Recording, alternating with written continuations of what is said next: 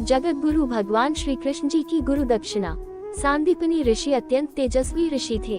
श्री कृष्ण जी ने छोटी आयु में दुराचारी कंस का वध किया था और मथुरा का राज्य कंस के पिता राजा उग्रसेन को सौंपा था। छोटी आयु में ही श्री कृष्ण जी और बलराम को शिक्षा प्राप्त करने के लिए उज्जैनी नगरी में सांदीपनी ऋषि के आश्रम में भेजा गया। बलराम और श्री कृष्ण गुरु सांदीपनी के आश्रम में रहने लगे। उसी आश्रम में सुदामा भी गुरु सांदीपनी से शिक्षा प्राप्त करते थे। उस समय श्री कृष्ण और सुदामा में मित्रता हो गई। सांदीपनी ऋषि ने उन्हें वेद पुराणों और 14 विद्याओं के साथ 64 कलाओं का भी ज्ञान दिया। शिक्षा पूरी होने के बाद श्री कृष्ण और बलराम अपने गुरु सांदीपनी ऋषि के पास गए। उन्होंने गुरुदेव को विनम्रता से वंदन किया और कहा, हे गुरुवर, आपने हमें अमूल्य ज्ञान दिया है। हम आपके चरणों में गुरु दक्षिणा अर्पण करना चाहते हैं। हम आपको क्या दे सकते हैं, वह हमें बताएं। गुरु सांदीपनी ऋषि को ये ज्ञात था कि श्री कृष्ण भगवान श्री विष्णु के अवतार है। उन्हें शिक्षा देने का भाग्य मुझे मिला है, मैं उनसे दक्षिणा कैसे लूं? इसलिए उन्होंने दक्षिणा लेने से नम्रता पूर्वक नकार दे दिया। उसके बाद श्री कृष्ण और बलराम गुरुमाता अर्थात ऋषि सांदीपनी की पत्नी के पास गए और उन्हें दक्षिणा लेने के लिए प्रार्थना की। गुरुमाता ने उनकी प्रार्थना प्रेम पूर्वक स्वीकार की और कहा, पुत्रों, तुम्हारे समान ही मेरा एक पुत्र था। प्रभास क्षेत्र के पास खेलते हुए जल में डूबकर उसकी मृत्यु हो गई थी। दक्षिणा के रूप में मुझे मेरा पुत्र लौटा दो। गुरु दक्षिणा देने का अवसर मिलने पर श्री कृष्ण और बलराम को आनंद हुआ। दोनों भाई गुरु पुत्र को खोजने के लिए निकल पड़े। दोनों भाई प्रभास क्षेत्र पहुँचे।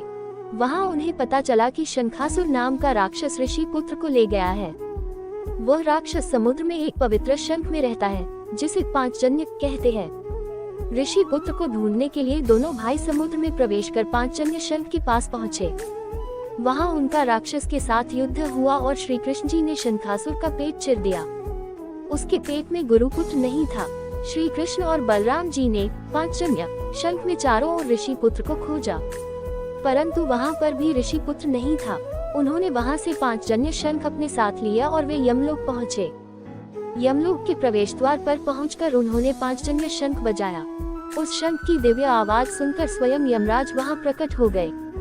उन्होंने द्वार पर आए श्री कृष्ण और बलराम जी को वंदन किया और कहा, हे सर्वव्यापी भगवान, मैं आप दोनों की क्या सेवा कर सकता हूँ? श्री कृष्ण जी ने कहा, हे महान शासक, मेरे गुरु का पुत्र जो अपने कर्मों के कारण यहाँ लाया गया था, उसे मुझे सौंप दीजिए। भगवान की आज्ञा से यमराज जी ने ऋषि सांदीपनी के पुत्र को लौटा दिया। यमराज जी का आभार व्यक्त कर श्री कृष्ण और बलराम अपने गुरुपुत्र के साथ गुरुकुल पहुँचे।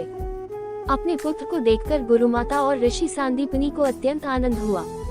इस प्रकार भगवान श्री कृष्ण और बलराम जी ने अपनी गुरु दक्षिणा दी थी। मध्य प्रदेश के उज्जैन में ऋषि सांदीपनी का आश्रम है। उस आश्रम में जहाँ ऋषि सांदीपनी ध्यान के लिए बैठते थे, वह स्थान और भगवान श्री कृष्ण जी का मंदिर है। आश्रम में गोमती कुंड भी है। अपने गुरु को पवित्र स्थलों की यात्रा न करनी पड़े, इसलिए भगवान श्री कृष्ण जी ने इस कुंड में गोमती नदी का आवाहन किया था। श्री कृष्ण जी के हाथ में जो दिव्य शंख है, वही पांचजन्य शंख है। श्री कृष्ण जी ने यही पांचजन्य शंख बजाकर महाभारत के युद्ध को आरंभ किया था। अगर मेरी यह कहानी अच्छी लगी हो तो प्लीज मेरे चैनल को सब्सक्राइब कर देना, लाइक कर देना, शेयर कर देना और बेल आइकन को प्रेस कर देना। धन्यवाद।